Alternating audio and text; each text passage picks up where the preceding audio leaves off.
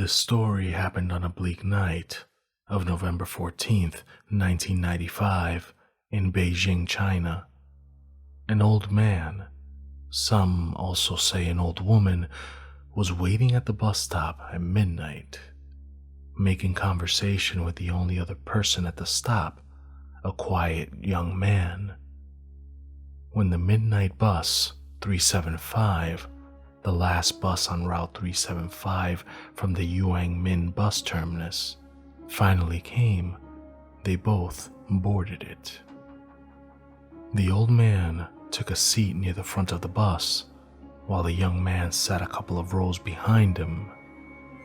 There were no other passengers along with them except for the driver and the ticket collector. After a while, the driver spotted two shadows by the side of the road, waving at the bus. He stopped, and when the doors opened, 3 people got on, 2 men who were supporting a third man between them, holding him up by his shoulders. The man in the middle looked disheveled, and his head was bowed so that nobody could see his face. There was a dismal, calm atmosphere inside the bus. Shortly after, the old man picked a fight with the young man under some silly pretense of stealing his wallet. The altercation escalated and the bus driver forced them both off the bus. When they got off and the bus zoomed away, the old man was no longer angry. He told the young man that he had just saved their lives. Those 3 new passengers did not have feet. They were floating. They were not living people, he said. After that, they went to the nearest police station to report this event, but nobody believed them. The very next day, the bus company issued a statement. Last night, the final bus for Route 375 vanished, along with the driver and the ticket lady. The police immediately chased down the old man and the young man, who were both initially assumed to be mentally ill when they tried to report the incident earlier. They were both interviewed on the news. On the 3rd day, the police discovered the missing bus in a water reservoir about 100 kilometers away from its destination, Jiangshan, or so-called Fragrant Hills. Inside the bus, there were 3 very badly decomposed corpses. The mystery surrounding this finding included the fact that the bus did not have enough gas for it to keep going that far after a whole day's worth of travel. The discovery that the gas tank was filled with fresh blood instead of gas. The fact that the corpses found were too decomposed for just 48 hours. Even if it was summer, the process of decomposition would not be this quick. An autopsy confirmed that there had been no intentional meddling with the bodies. The fact that even after the police went through all the security cameras set up around the various entrances of the reservoir, they had found nothing out of the ordinary. To this day, it remains an unsolved mystery.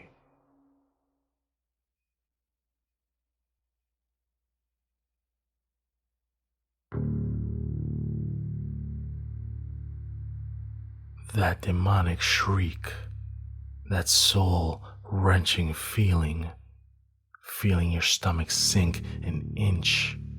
I'd felt it that night, felt it every night, and feel it this present moment, as well as every time I look back at what happened.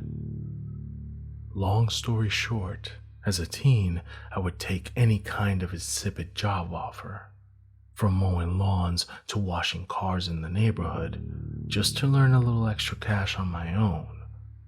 This one time, a married couple from the neighborhood offered me $25 for me to babysit their 8-year-old boy for a night as they went out to celebrate their 10th wedding anniversary.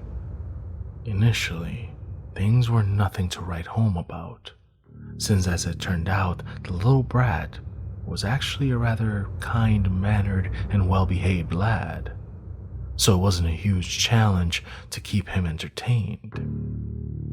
It's a natural talent of mine.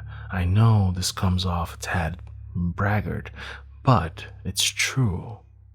I've never found it particularly difficult to captivate children's attention, but I really only have my father to thank, as I inherited his unparalleled talent to entertain younglings. God rest his soul. After about the 10th round of Uno, watching the SpongeBob movie and causing him some major mental fatigue with my world-class mind-freak logic games, he asked me if we could play a simple game of hide-and-seek before it was bedtime. I obliged. I went first, and as he sought a hiding place, I, instead of counting back from 100 like I promised, called my girlfriend at the time to come pay me a visit for the night. I started the search, exclaiming, "Ready or not, here I come."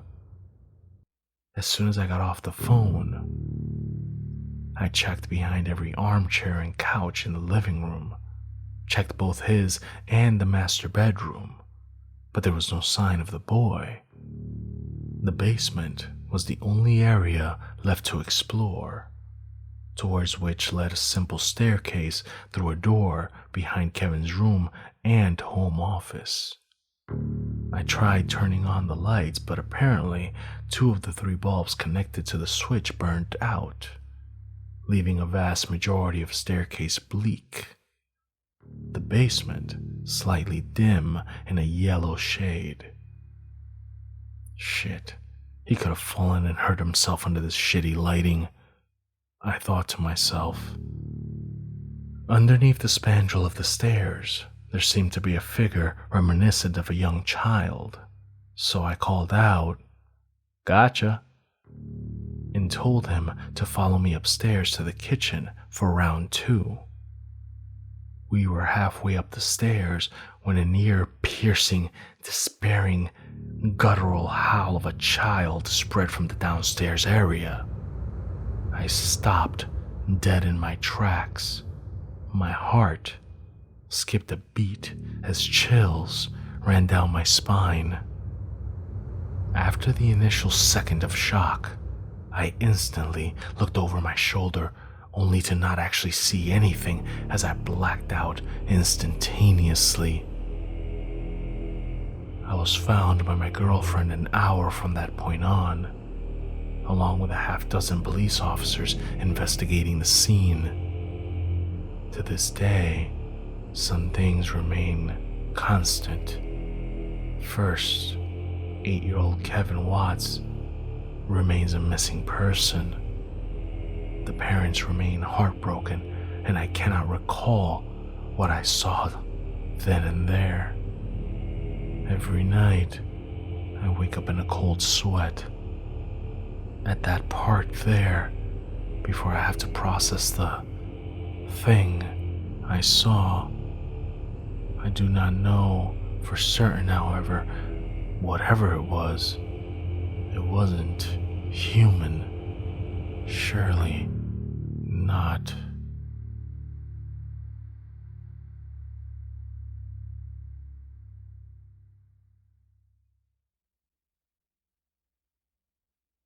During the spring of 1902, in the dry Tortugas Islands off the coast of Key West, a man was shot. The bullet protruded slightly from the back of his skull into a tree, which he had his back against at the time of his death. As time passed and the tree continued to grow, his putrefied corpse was lifted into the boughs, and his skull was still attached loosely to the tree by the bullet. As time passed, the tree grew around the skeleton, enveloping the corpse deep into its folds. If you can find this tree on one of the islands, tap it thrice with the heel of a cowhide leather boot, and you will be granted the ability to make anyone forget anything at will.